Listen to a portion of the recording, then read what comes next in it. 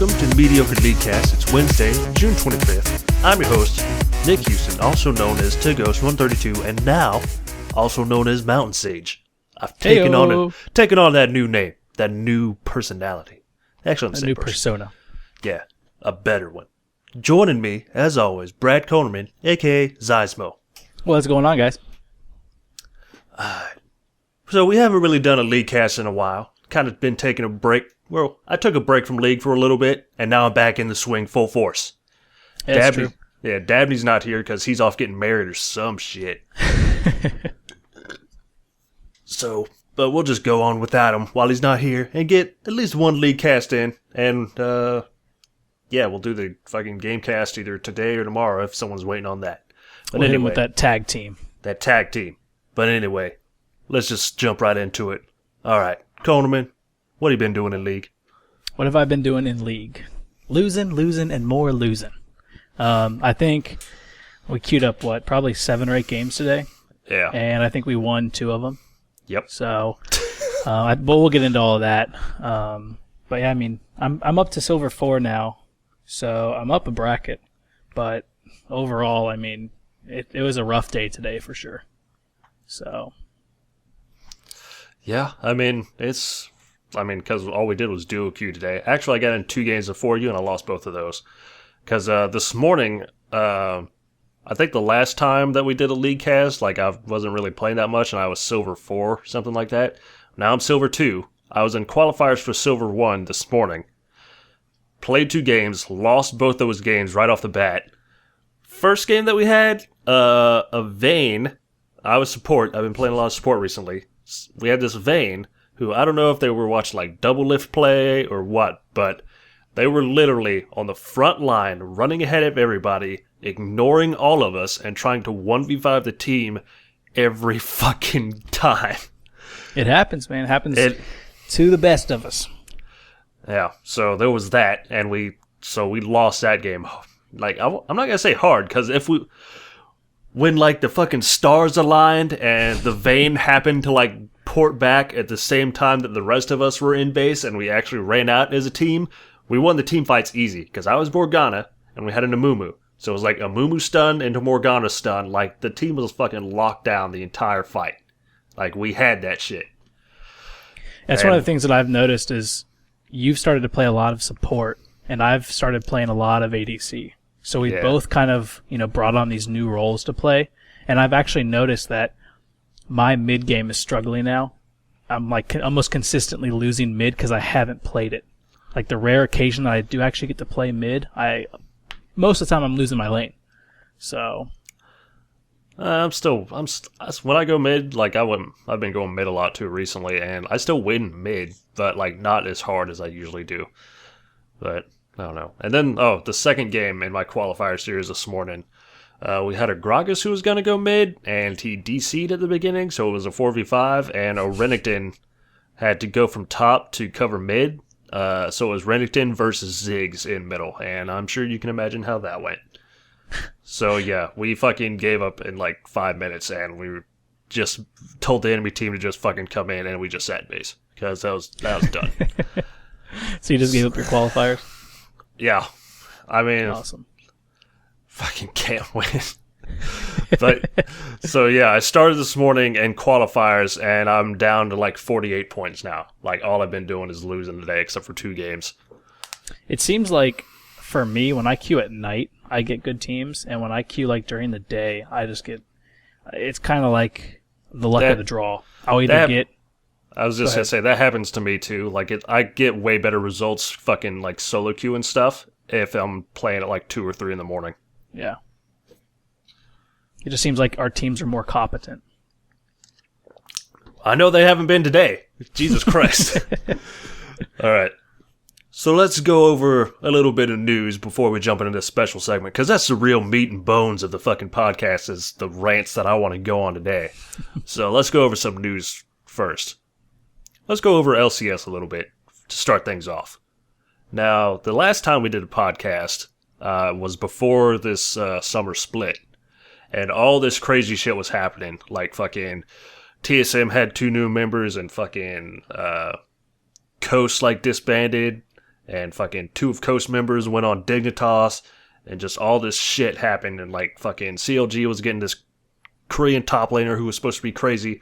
So we kind of skipped all that stuff that was happening at the beginning where we're all like, oh, look at what the fuck is happening. And like now we're kind of fucking in the middle of the season almost. Right. Have you been watching LCS any? I've been trying to keep up with it. I'll tell you, I'll be honest with you. Ever since TSM basically like got rid of their core team and like they're on this whole, we're a world team now. We're world class. I've just absolutely lost all respect for that team.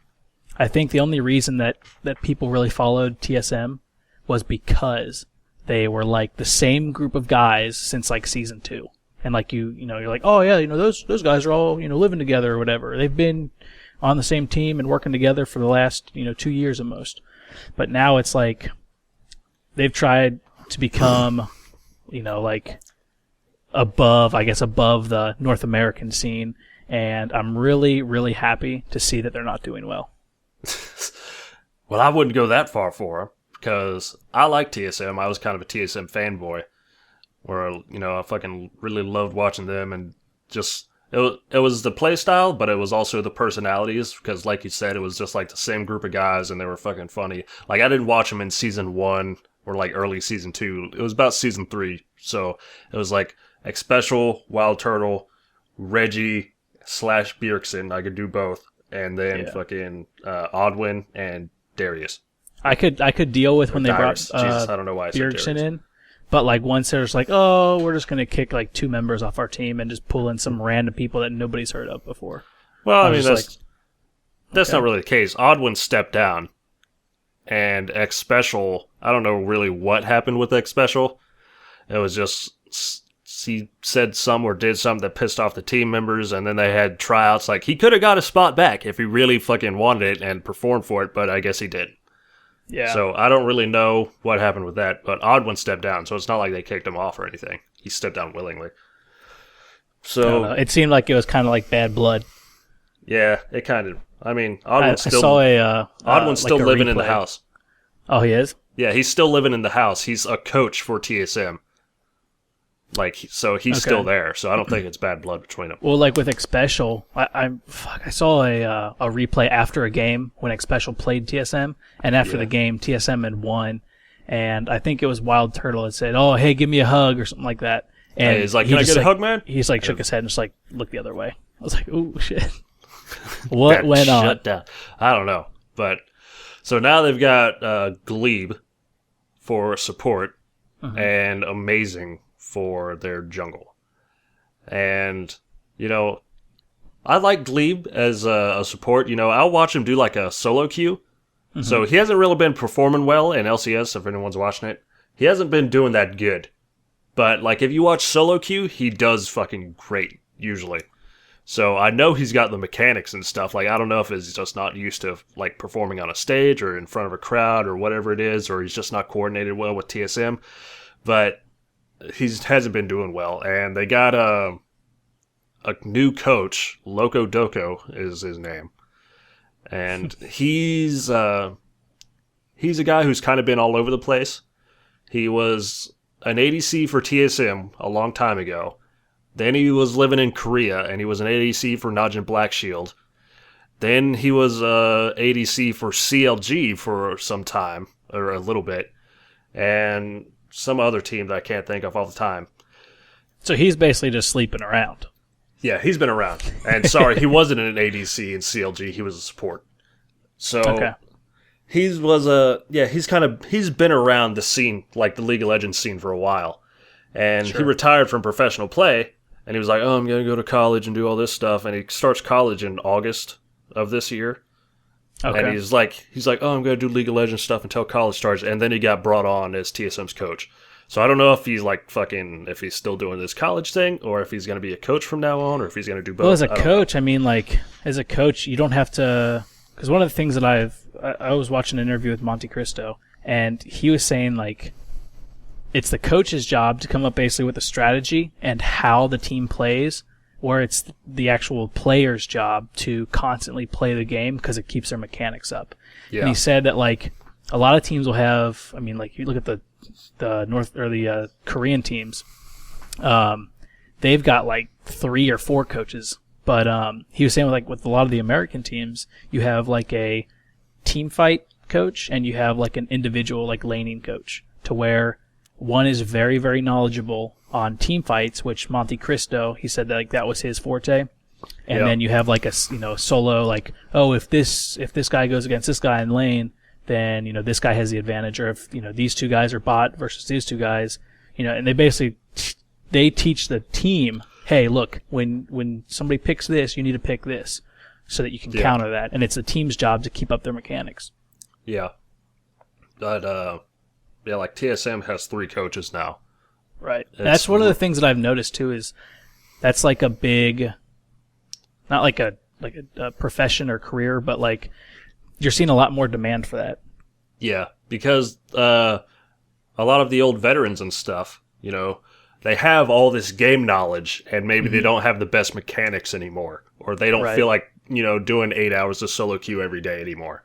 But they still have the knowledge. They still know what's going on with the game. They know the players. They know what needs to happen. They just can't perform that well by themselves. So they're getting brought on as coaches to teach a bunch of new guys who don't know, who might have a lot of experience in like solo queue and like be challenger tier, but they don't know what they're doing in LCS.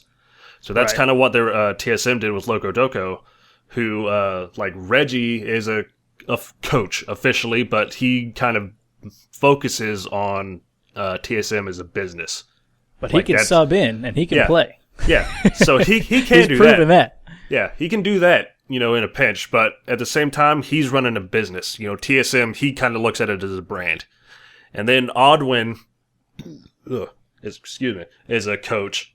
But they've said he doesn't really know how to like come down on the guys and stuff because he's like their friend and things like that.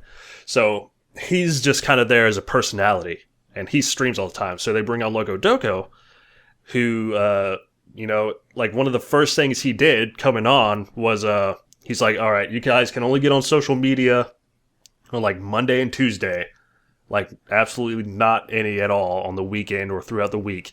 And if you do well in LCS, you can get on the weekend. And fucking keeps like put in like a bedtime That's and your shit. bedtime, right? Yeah. So like he's come in and been like, all right, you guys, you've been having fun for a while now, but you're professional League of Legends players. This shit is your job. You need to start playing it like it's your fucking job. And I think I've been kind of seeing the results already, where like Glebe has been doing a lot better already. Amazing, I still don't like. I don't like him as a jungler. And, but they have been playing better than they were at the beginning of the season. So they're 7-5 right now, right? Yeah, they're 7. I'm looking at it right now, actually. I don't have the records in front of me. So I'll kind of go over quick who's all tied for first. It's going to be LMQ and CLG. CLG and Dignitas. They're all 8-4. I didn't know Dignitas was tied for first also. And that's one of the things I want to talk about is I kind of knew that LMQ would do well because obviously they're an Asian team, which if you've ever watched any stream from Korea or China, you'll understand why I respect those guys so much more than like the NA scene. They play League of Legends almost a completely different way from fucking NA or EU. Yeah. And you kind of saw that when you saw Cloud9 play SKT. And what was that? All-Stars? All-Stars. Yeah, it was that All-Star split. When you saw Cloud9 play SKT to where they could take towers, but they didn't want to take towers because it would fuck up their waves. And like that was at that level of play, literally losing 2 waves of creep to one lane would actually put an advantage big enough in, one of the teams to actually win the game. Like it was that intense. I was just like, what the fuck is going on?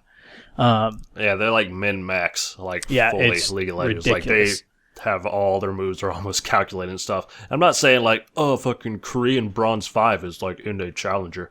It's like if you watch Korean Bronze videos, it's just the same as everyone else. They suck. But like fucking the top level of play in Korea and the top level of play in NA and EU it's just a different level. That's why I'm excited to see Worlds. I think that's actually going to be in Korea. Let's see.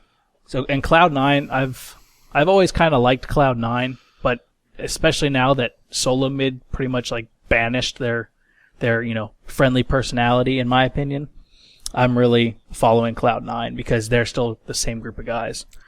Dignitas is my new team. Well, I think that's everybody's new team, and that was what I was going to get to right now. Well, I'm not. I was just gonna say I didn't jump on the Dignitas bandwagon because of they started doing well. It was even before the season they got Zion Spartan, who I liked from Coast, and Shifter, who I liked from Coast. I fucking hated the rest of Coast. I thought the rest of Coast was awful, but I really liked Zion Spartan and Shifter. And I'm a Cutie Pie is fucking hilarious. Kiwi Kid is weird as shit. And I like Dignitas anyway because of Skara. And so when he fucking retired and they got he's Golden a coach, Glue, though, right? Yeah, he's still a coach. When they got Golden Glue from mid lane, I was like, who the fuck is Golden Glue? And then pretty much the season ended. He played like a couple games with Dignitas, and they're like, no thanks, bye. And they got Shifter and Zion Spartan. I was like, Dignitas is my fucking new team because it's got the players that I like, and them doing really well is fucking just a really big bonus. Yeah, I think a lot of people jumped on that. Like I jumped on the bandwagon. I like watching them play. They're one of the teams that, if I'm only going to be able to see a few of the games from the weekend, I'll make sure that I watch Dig. I'll make sure that I watch Cloud9 and LMQ. And if I hear that Solo Mid lost, then I'll watch them too. But no, so for Dignitas, one of the stats that I wanted to bring up was the top KDA ratios in the entire NA split. Number 1 is Shifter, and he has a 14.6. And number 3 is I'm a Cutie Pie, and both of them are on Dignitas. And those are out of the top 5. They're the only team with more than one member on it. So that's kind of it's a stat that kind of sticks out to me. Yeah, and a couple weeks ago, Shifter's KDA was like 27. Yeah, and they lost a couple games. Well, like their first game in the split, he had a penta, didn't he? He went like 14-0 or 15-0, some shit like that. Yeah, it was insane. I don't know. But one team that's really surprised me with this split is CLG, because they were like not a top team. They were kind of middle of the pack team like last season, and they didn't make a big change. They got rid of their top laner. I can't even remember who it was before, and they brought on oh god, now I can't think of his name. The Korean top laner. Starts with an S. Is it? It's not. I forget. Whatever. I'll think of his name in a second. I just can't think of it right now. But they brought on him, and everyone's like, oh, he's going to be like a fucking godly top laner. He's going to carry him so hard, and he's going to do mechanics. He hasn't really been doing that good. Talking about Seraph? Yeah, Seraph. So he hasn't been doing that good, but he's been fulfilling a role as a top lane who can take care of himself that they needed on that team. Yeah. So now he kind of sits up top and just, he's a top laner, doesn't really do much. He just fucking kind of sits there, farms, and teleports when he needs to. And that's about all top laners are doing this season. Yeah, but unfortunately. But what's really been going on is Double Lift and Aphromoo, fucking Rush Hour. Yeah. They've been doing really, really good this split. Like, Double Lift has been doing an amazing job. Like, as ADC. Like, I don't know what he did, but he's improved a lot this season, I think. And now, one of the... go ahead with Aphromoo. I was just going to say, Aphromoo fucking, like... Right now, he's considered, like, the best support in the Western Hemisphere. Well, it's funny because, if I remember right, I've watched Aphromoo, either YouTube montages, or I've watched him stream before, and it was a different game. And he was, like... top tier. I think it was World of Warcraft, and I think he was an arena, like a healer in arenas. Yeah. But because I immediately recognized that name, Aphromoo. So I don't know. This isn't his first game that he's played like at a competitive level. Yeah, but he's just been doing. He pulls off. He literally has like ridiculous game making plays every fucking game right now as a support. Like, he'll just fucking go in as Morgana, flash in, ult, fucking win a team fight, or just, like, Leona, Thresh gets, like, hooks. Like, he literally makes, like, the game every game. And fucking Double Lift is there to just, like, clean up. So, yeah, if I had to bet on, like, who's going to win this season, I'd say CLG at this point, unless something changes. You think so? Yeah, even though I kind of really don't like CLG, like I have to be able to at least admit like they're probably the best looking team right now, in my opinion. Like even above LMQ. Okay. Yeah, I think they'd have a rough time against Dig. I'm not sure if they've played them yet. They have. They have a couple times, I think, or at least once. I know they did once at least, and they beat Dignitas pretty bad. Okay. Sure. So, yep, I know that because I was watching that. I was like, "Oh, come on, Dignitas, you can do it!" And then fucking Dignitas went and they got Baron, and CLG just fucking ignored them while they were getting Baron and like took. Oh, and they rushed the Nexus, didn't they? Yeah, and they just beat them. I'm like, "Oh god, fucking Dignitas throwing it, Baron, shocker." But yeah. And I know you're like kind of a fan of LMQ. I mean, honestly, I just enjoy watching the Asians play, man. Like, especially the Koreans, because it's almost like a different experience because they play a different way than your traditional NA style of play. Like they used to play like mega aggressive to where they would win games within 20 minutes, 25 minutes. But now they've kind of switched up their play a little bit, and it's all about farm. And instead of getting as much farm as you can, you're denying the other team as much farm as possible. Yeah. And it's like I don't understand it until like Monte Cristo and the other announcers will like tell you, oh yeah, top lane's basically getting completely fucked over on CS right now by SKT. I was like, oh okay, yeah, but it's just like a totally different level. So. Yeah, I was like, even their play and stuff, they're so coordinated. Like Samsung Blue, who's like the top Korean team right now. Yep. I was watching some video where it was a level 2 tower dive, and they had 4 people go like roam down bot. So it was like mid lane, jungle, and then the 2 bot lane. Went down bottom lane, and they were fucking jungling tower aggro while they fucking just poked the shit out of these people under the tower, and they killed them, and none of them died. And it was level fucking 2, and that was so crazy. I was like, if you want to see a really good game, look up SKT, T1, and Samsung Blue. Like, that shit was a fucking crazy game. Because there's so much shit going on. It's just like, man, like, you can tell that these guys play this all day long and that they legitimately do this professionally.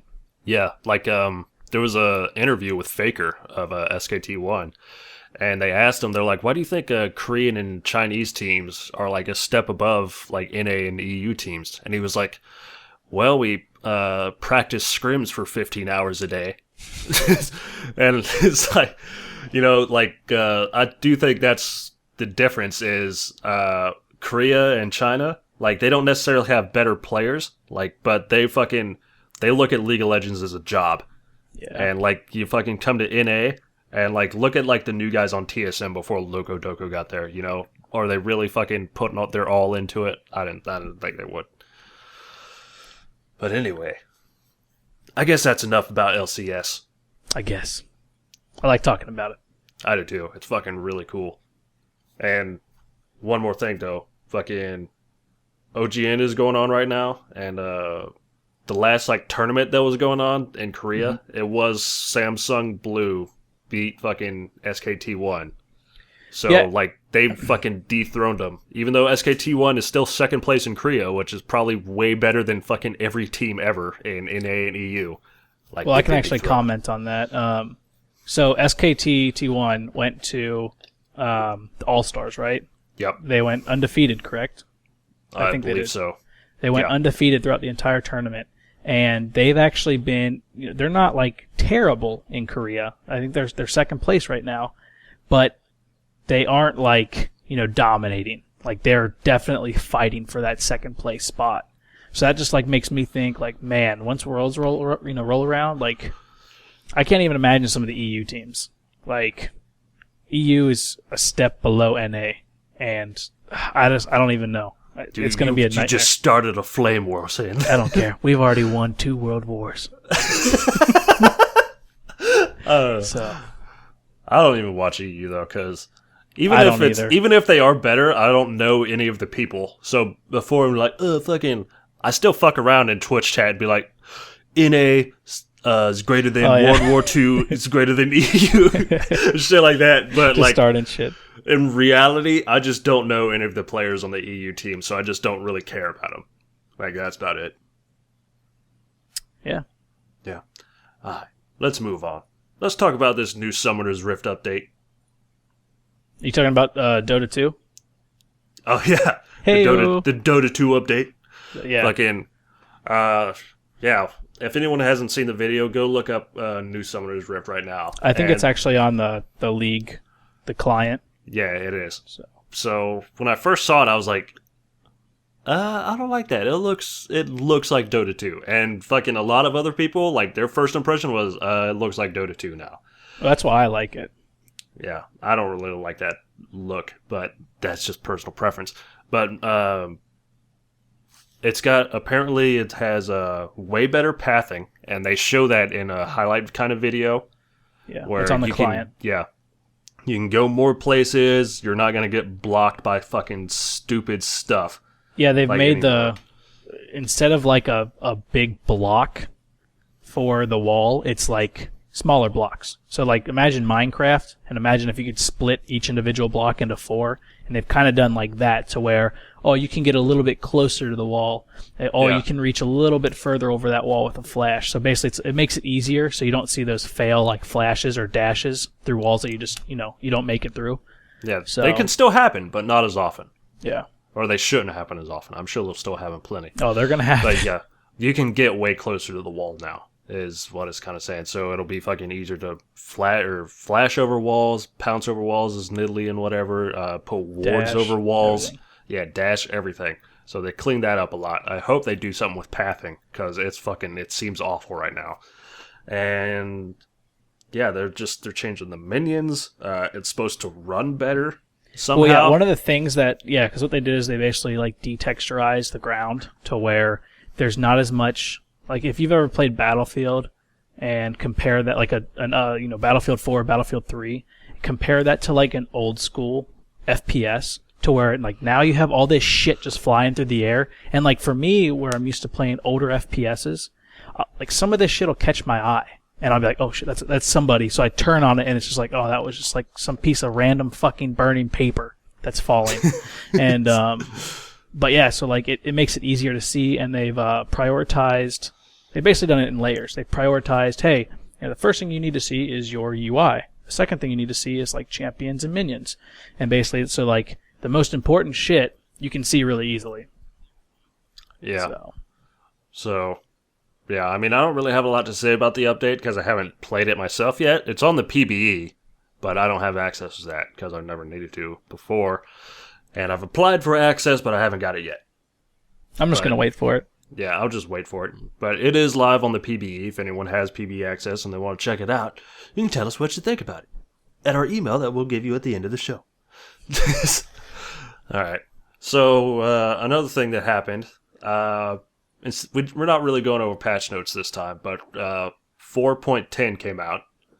And with it, there's been some changes. We're just going to kind of go over 2 things that happened. First thing that we're going to talk about, ADC item changes.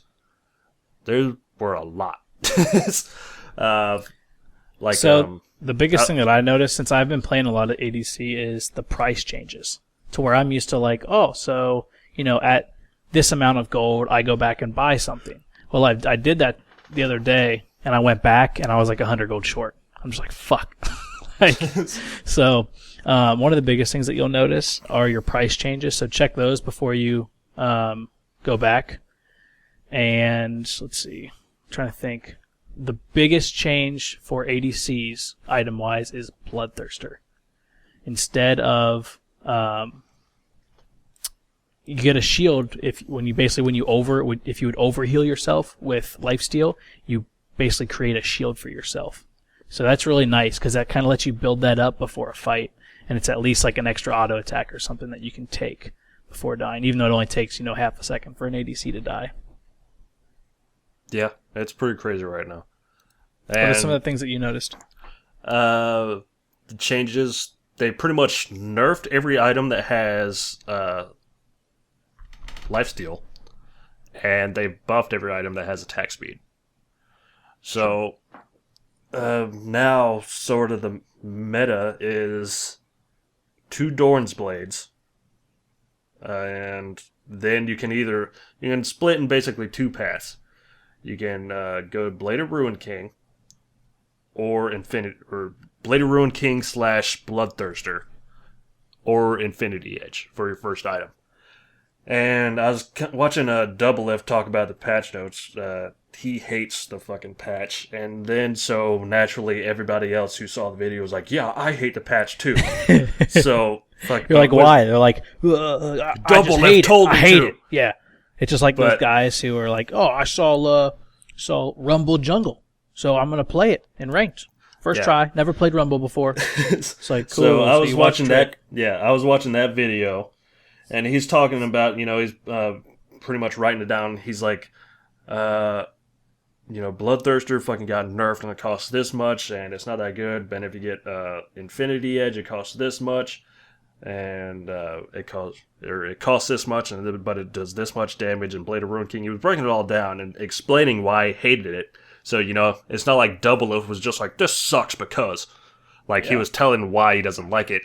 But then other people were, like professional players, were saying, no, he's wrong on this.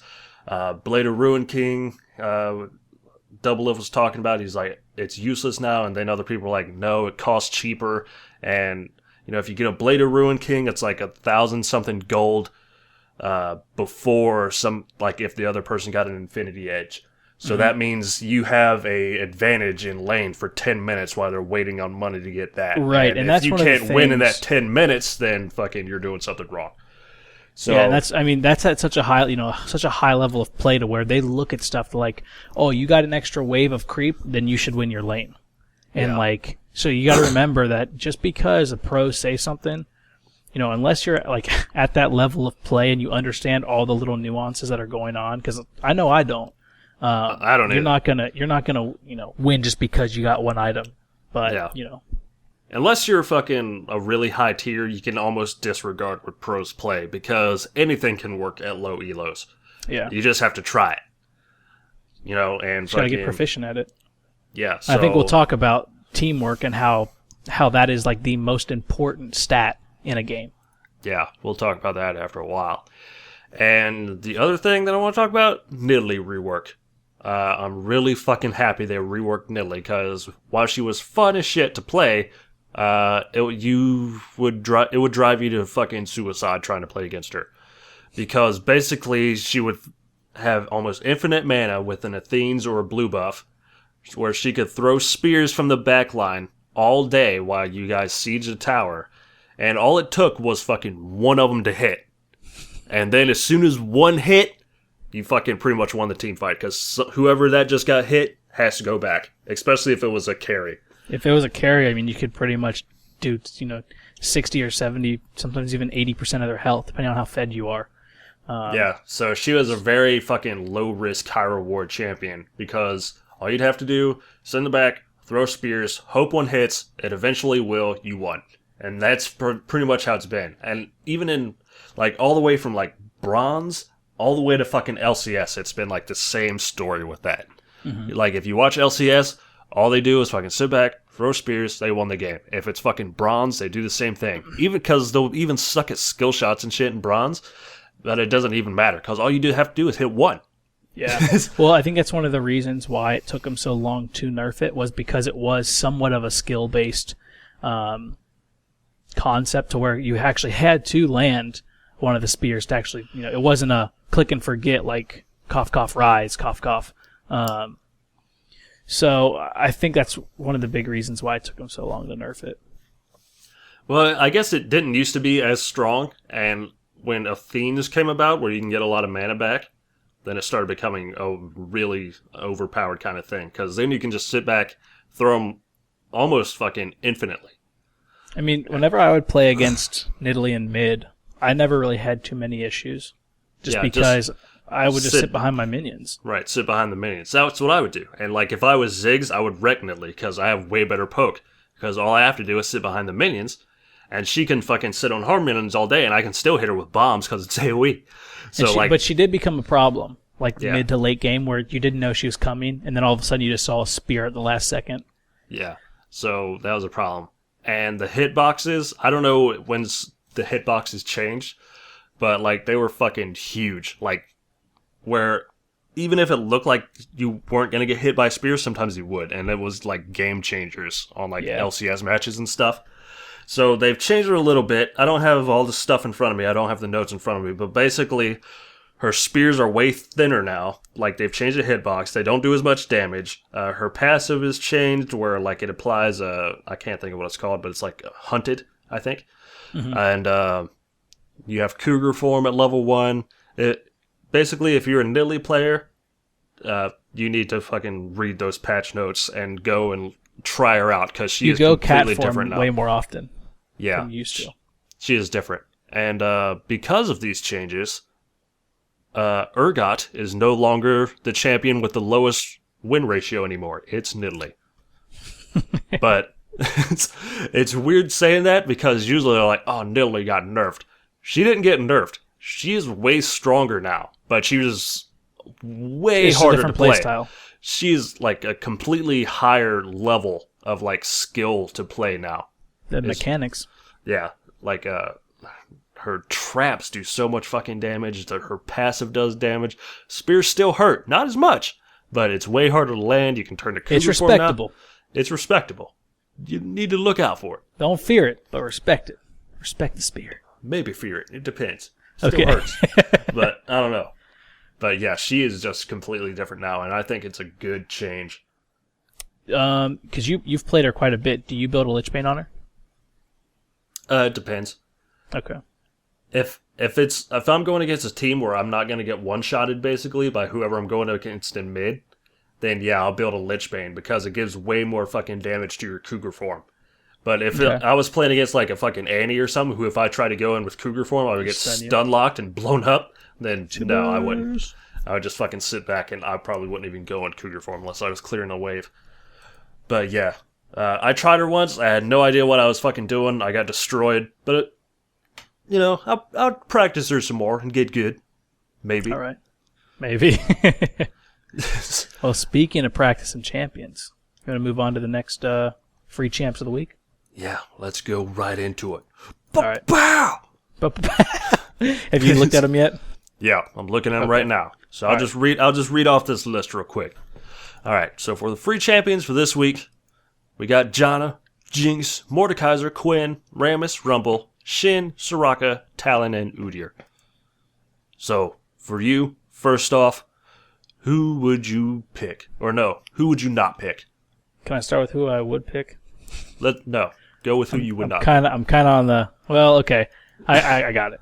So, who I would not pick, and I've already picked this particular champion in a previous episode, and that's Quinn. Because I have no idea how she works. Maybe I should actually, because I've been doing pretty decent on Quinn ADC. is a good champion. I just have no idea how to play her. Like, I haven't even tried to play her.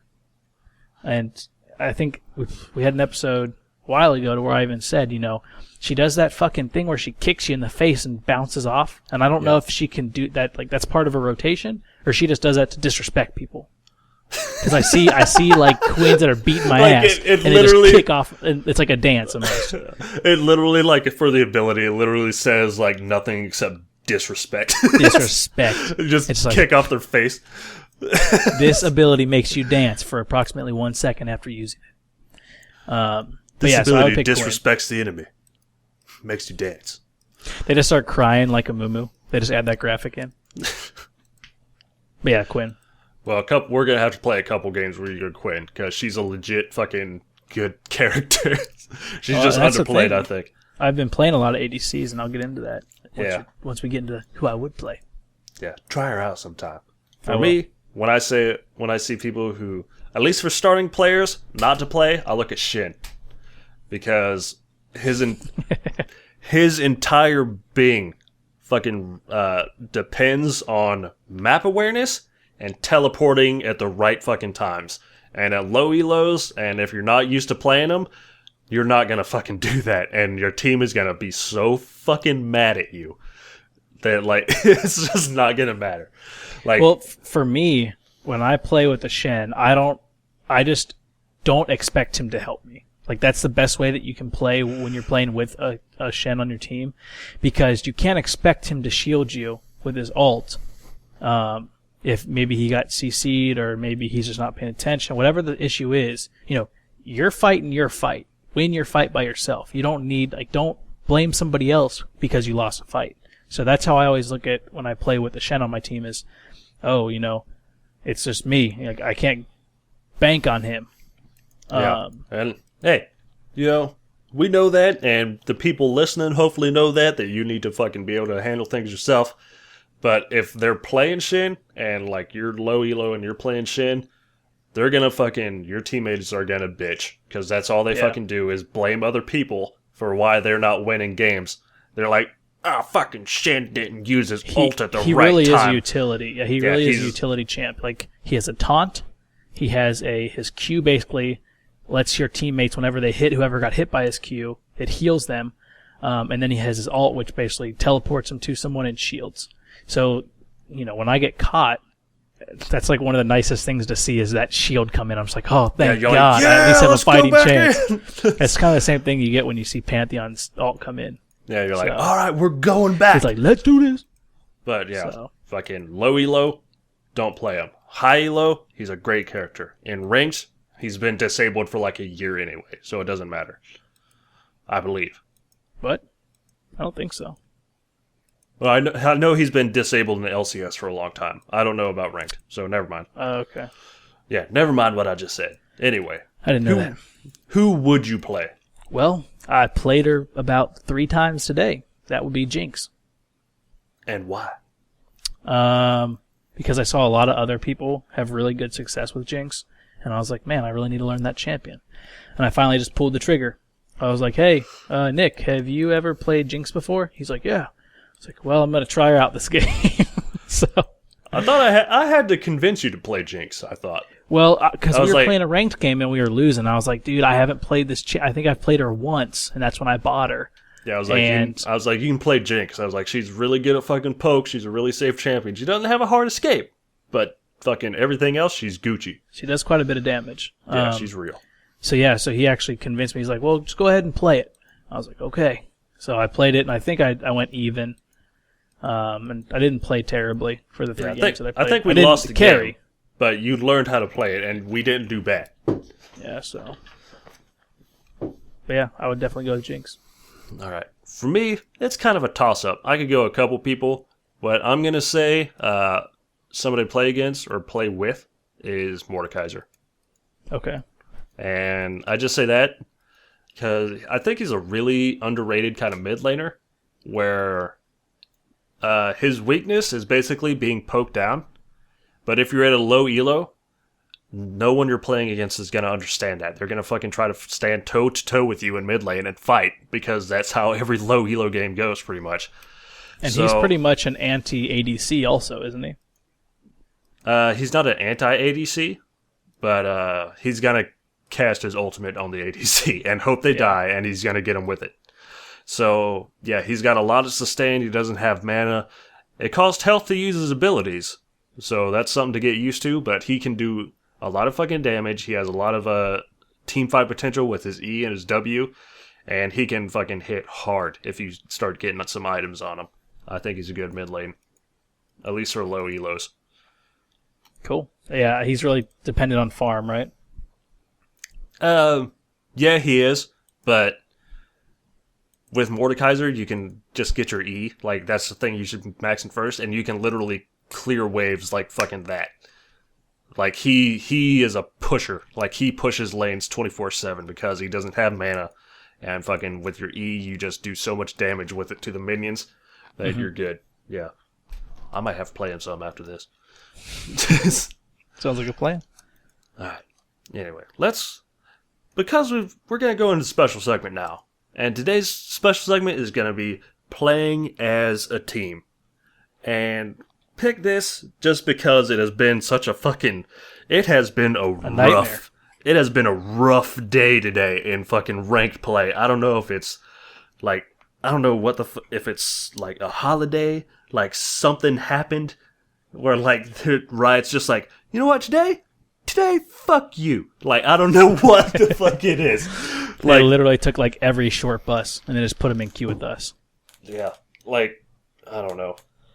I know on the podcast I say, and every pro player says, and everybody says, you know, it's not your team, it's you. You know, what's the common factor? It's you. But some fucking times, it's legitimate. And I think today was one of those days. And I think one of the things that I've definitely started learning, especially since we started doing this podcast, is I'm really not that great of a player. I thought I was a whole lot better than I really am before I started like analyzing my play and like listening to you guys give me feedback and everything. Yeah. But one of the things that you can do at art, like even I haven't been to gold, but I can imagine at gold and below, as long as you use teamwork, you can win pretty much any game. Like I've come back from some pretty nasty games, just because my team didn't give up, they didn't rage at each other, and they just said, "Hey, look, we just gotta chill out. Let's just fall back. We'll stand behind the wall for like 20 minutes until we catch up, and then we can fight them again." Yeah.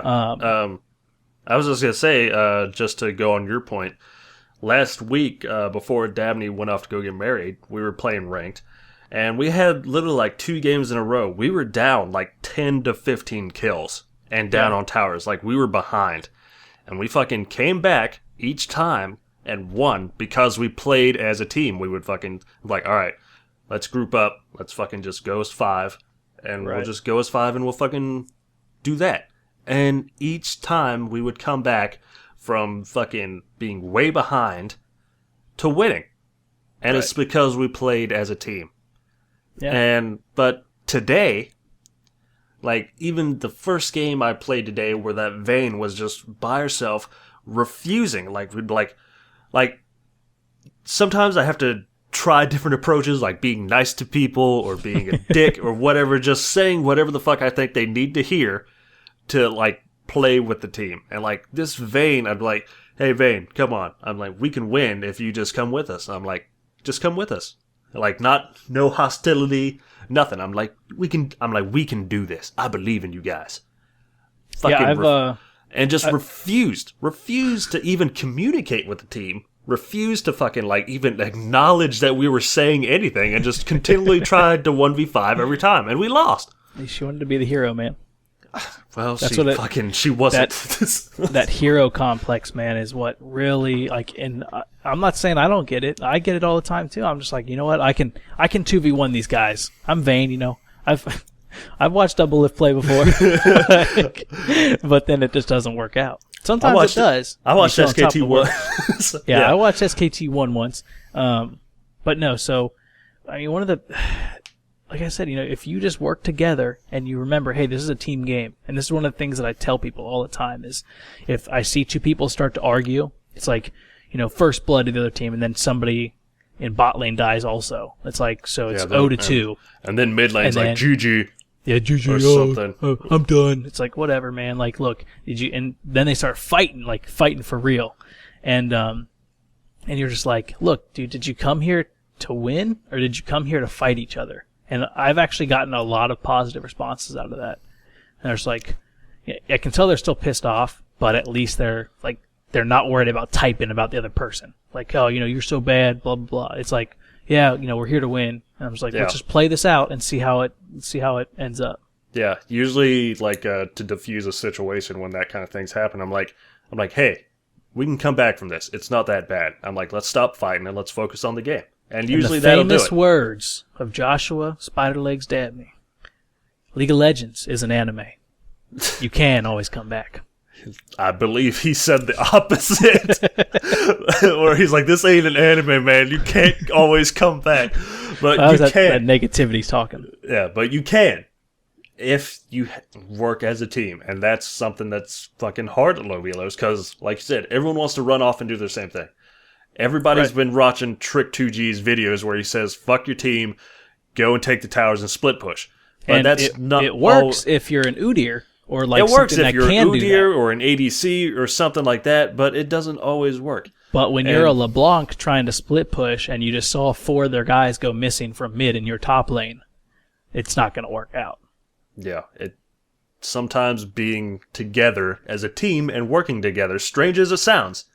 Strange as it sounds. Working together as a team in a team game, it is what needs to happen. So there's one game in particular that we had today that I think we can talk about that is the exact opposite of what needs to happen in a game. And that's the Maokai Top game. Jesus.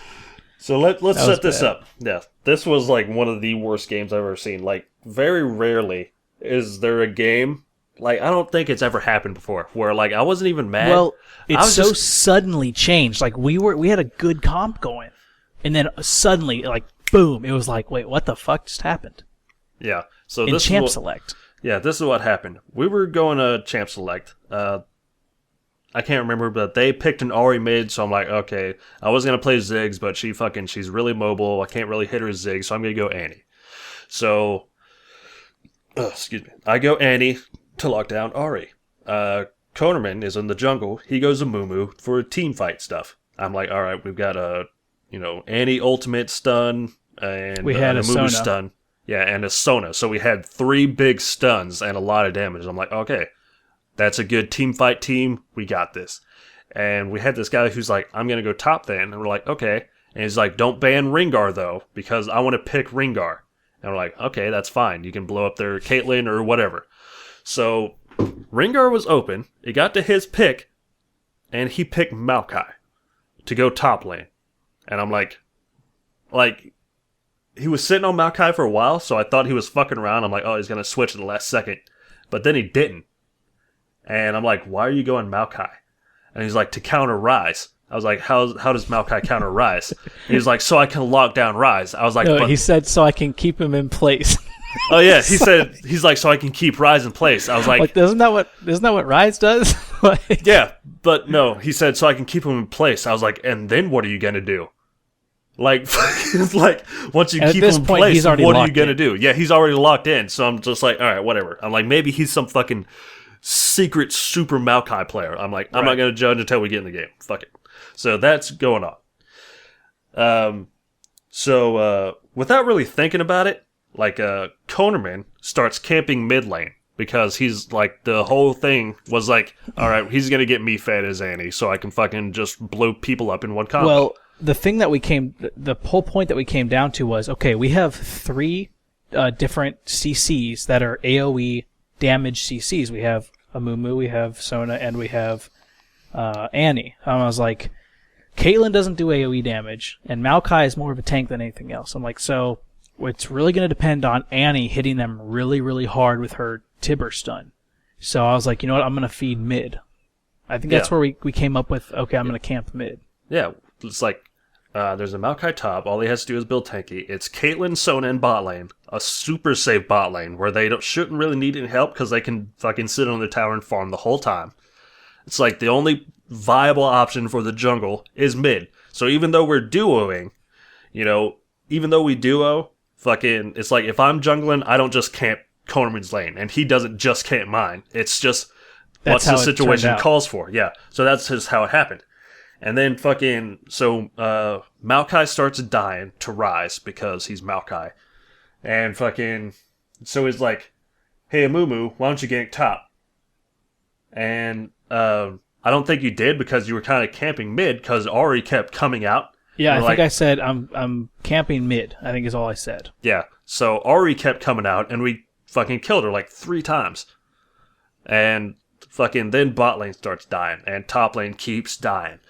And they're just like, instead of camping mid lane, your duo, why don't you fucking help other lanes?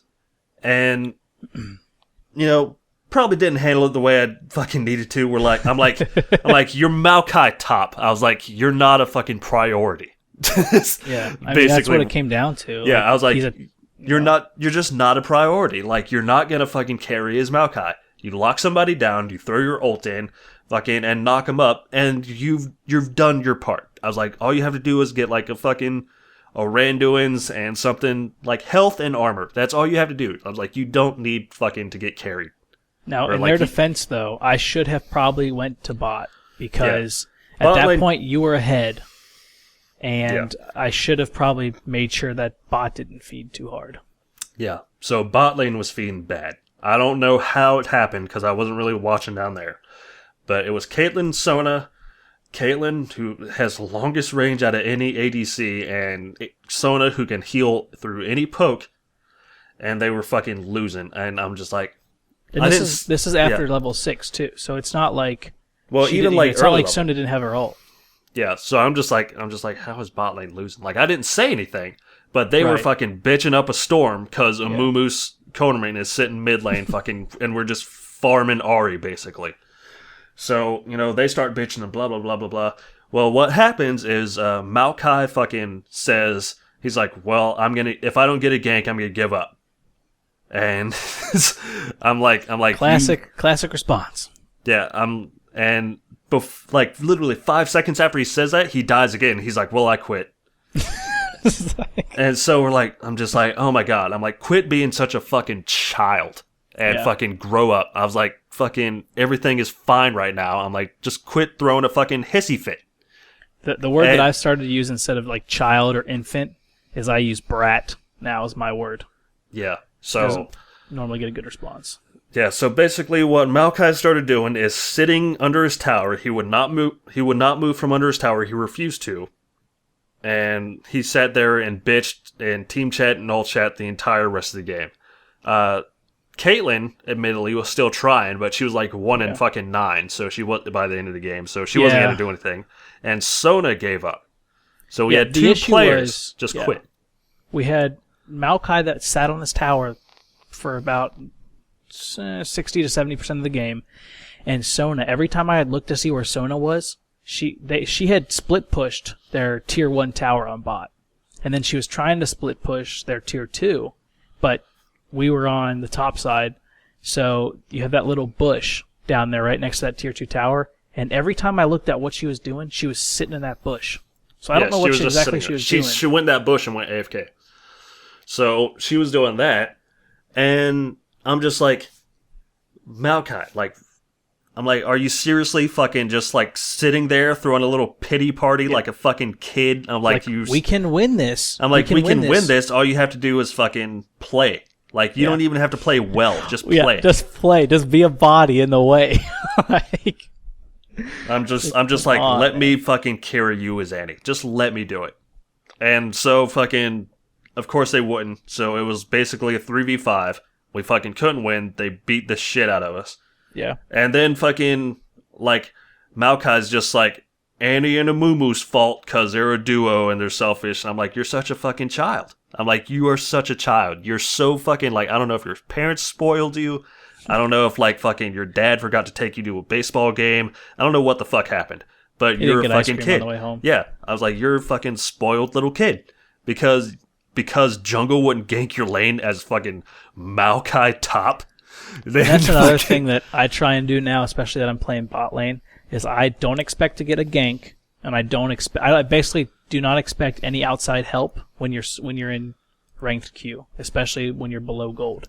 Yeah. Because what did I say? You cannot expect your team to help you, because when they don't, which is very likely, you cannot blame them, because this is about you and you need to improve yourself. Yeah, what did I say when we were talking about jungling and stuff, way back when? As a fucking laner, it is not the jungler's job to win your lane for you. Right. That's your job. You're a fucking laner, take care of your lane. And so even if fucking Konerman was ganking other lanes, it's not his fucking job to win it for you. You need to do that yourself. If you see that you're getting camped by a jungle, play defensive. That just means their jungle's wasting all their fucking time. If you see that their jungler is bot and fucking mid went missing, push the tower. Take that shit.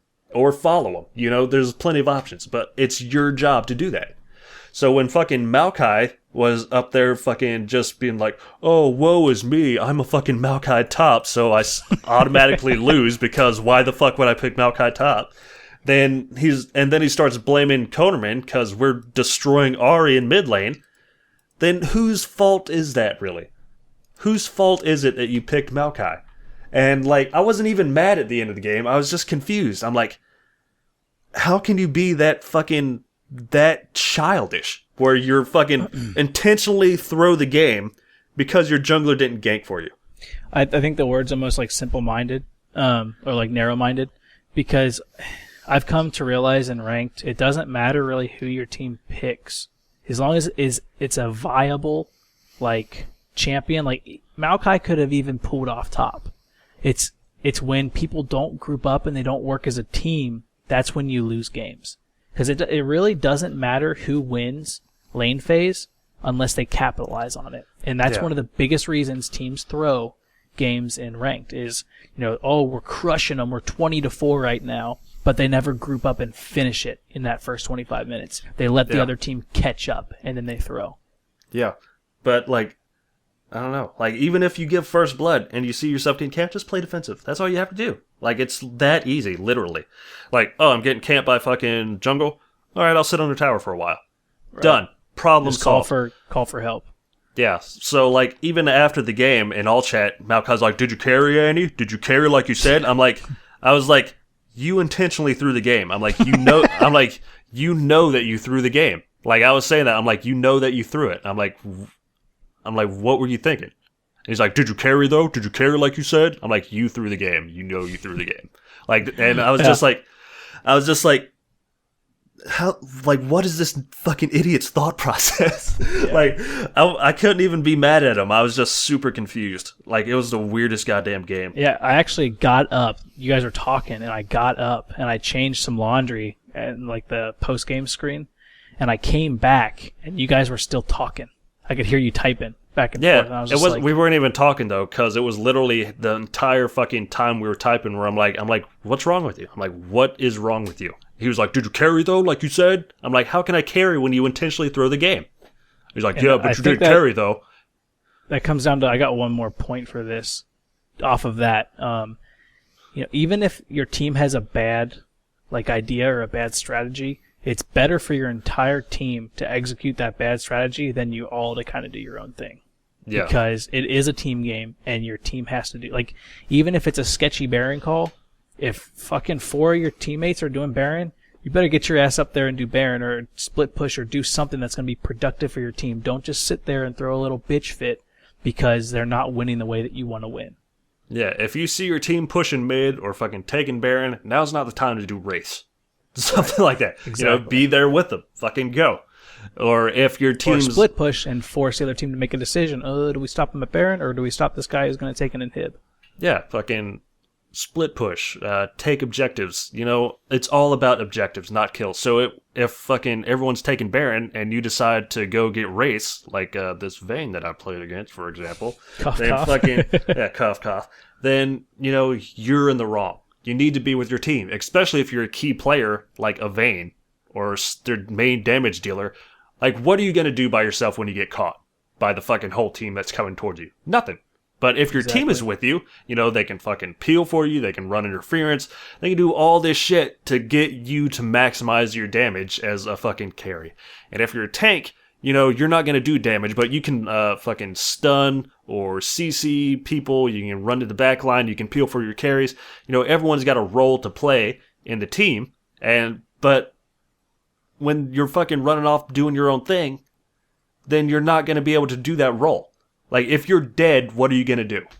Nothing. If you want to instantly increase your percentage of winning, make sure that your team has a tank on it that can peel. And if it doesn't, you need to play that tank. Yeah.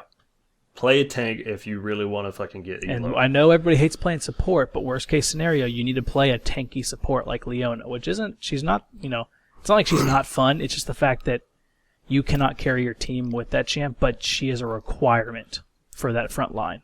Yeah. With supports, it's fucking hard because you're literally useless unless you're with your team. But you're useless but required. Yeah, you're not going to be able to do anything unless you're with your team. And if your team doesn't back you up, you're fucked. I had a Leona game today. I could fucking... I'm like, all right, there's 3 people mid, I was coming in through river, 2 people mid, 2 of my team members mid. We cut off somebody who ran in the bush in river. So I'm like, okay, I'm going in. Fucking the mid lane that was fighting the 2 in mid came over and helped them kill me. My 2 teammates were still in mid farming. So I'm like, guys, can I get help, please? And why'd you go in, noob? Like, yeah, they're just like, why'd you go in? I'm like, why wouldn't you come with me? So like, it doesn't. Right there.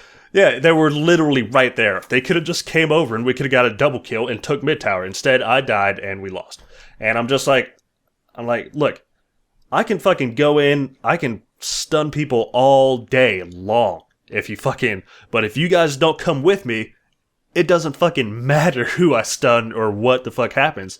Like, because who am I stunning it for? You know, I can set up I can set up the pins for you, but y'all gotta knock them down. Like, it's just one of those things of support where fucking you're relying on your other team. So if you really want to learn the meaning of teamwork, you know, play a fucking Morgana or something, support. Morgana is actually a really good support right now, too. Oh, I know. You know it. I've been playing Morgana all day. But yeah, fucking split pushing and being by yourself is fine sometimes, but it is not always the answer. If you're fucking in a team fight, if you're taking Baron, if your team is pushing, you know, you might want to think about grouping with them. It's gonna help you win. You queued rank to win a game. You did not queue rank to become a hero. Do that shit in normals. I know it sounds bad, but ranked is not to have fun. Ranked is to improve your elo. Let's be honest. Yeah, so you need to do whatever is necessary to do it. And if that means fucking grouping up and fucking taking towers with people that you fucking hate, they could call you every goddamn name that you can think of. They could fucking insult your dead mother. It doesn't matter. Because at the end of the day, you're still going to need that fucking person to win the game, probably. So just fucking, you know, say, hey, let's fucking set aside our differences. Let's not fight. Let's just fucking win. And usually that's enough to get them. Like, as long as you're the bigger man, then that's enough. It's not always enough, as fucking top lane Maokai's can prove. But fucking, you just need to fucking set aside your differences. You need to take objectives as a team. And it's the hardest thing to do in low elo, because everyone's like, I gotta do this shit myself. I'm gonna run off and do this thing, and we're never gonna take objectives because no one knows how to fucking do that in bronze and shit. But it's possible. Trust me. You can, if you be that voice that's fucking gets people to team up and be friendly and supportive and help people out and be like, that's alright if you gave 5 kills bot and they're pushed to an inhibitor at 10 minutes. It's like, we can come back. Even if you think that person's a fucking idiot, which they are for losing that bad. But but you can't say that. You have to be nice to them. Because if you're not nice, they're going to throw. You can bet on is you're going to be getting some serious honor when that game is over if you guys turn that around and win it. Just because you were the one who basically said, hey, look, guys, let's like work together and do what we queued up to do, and that's win this game. Yeah. And I think that's going to be it for the podcast. I've gone on my rant against top lane Maokai's. Fuck or Maokai. At least, no, I like Maokai. He's a good champ. He's fucking... His meta and stuff sucks right now, but he's fun. And he will be great again. I can feel it. But top lane? No. Like, don't do that. Like, every champion can work in any role, but fucking have a little bit of common sense sometimes. Anyway. Oh, fuck. What do I need to say? The outro, man. Yeah, that's it. That's the show this week, everybody. You can visit our website at mediocregamecast.podbean.com. You can shoot us emails at mediocregamecast@gmail.com. We still haven't got any. Actually, tell you what. If you send us an email and it's about the Leaguecast, put it in the title or whatever, and give us a question to answer, we'll reward you with $10 in RP. Coleman will do that. I don't have $10 I'll do it. right now. I'll do it. That's fine. But, yeah, so... And not fucking don't send an email that's just like, oh, you guys are gay. Like, you're not, we'll still read the email, but you're not going to get your $10 because you a bitch. Give us a question, a legitimate question. Give us a legit question. And we'll be, for being the first one to ask a question, we'll give you that RP. So, all right, sounds good. Our YouTube channel, we're trying to get that stuff going. We've got the podcast up on YouTube now, or Olsen is working on that from the Gamecast. So you can find Mediocre Gamecast on YouTube. Tomorrow we're going to start a playthrough of The Cave for that. We are? Well, me and Olsen are. Okay. I know you don't play any games aside from League of Legends and sometimes WoW and stuff. Hey, I played that Blimp game. We should do a playthrough of that. That was fun.